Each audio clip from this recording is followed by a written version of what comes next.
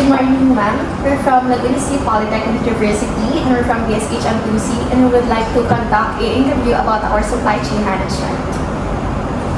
For our first question, What are the roles and responsibilities of personnel involved in purchasing and receiving supplies, and how are standard operating procedures followed in this process? Obviously, sa mga roles naman ng and responsibilities, syempre bawat team member meron naman kanya-kanyang task.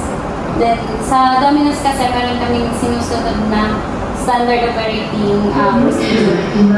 So, yun, para makasigurado kami dun sa food safety ng product na nilalabas na.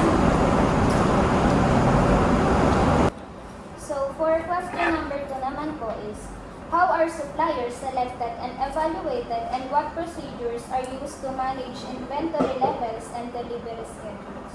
So, yun nga, yung kinukuha ni Domino's, yung dapat merong food safety certificate para sa quality and consistency ng product, food safety compliance, syempre yung on-time delivery and cost efficiency.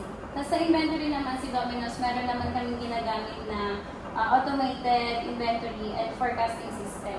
Like yung pag-monitor ng daily stock counts, minimum stock levels. Tapos meron din kaming FIFO or yung first in, first out.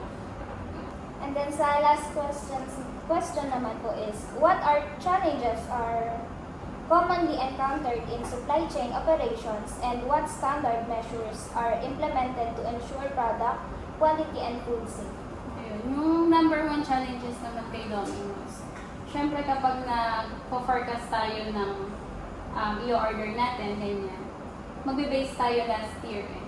Kasi syempre hindi naman natin malalaman kung ano yung mangyayari this year.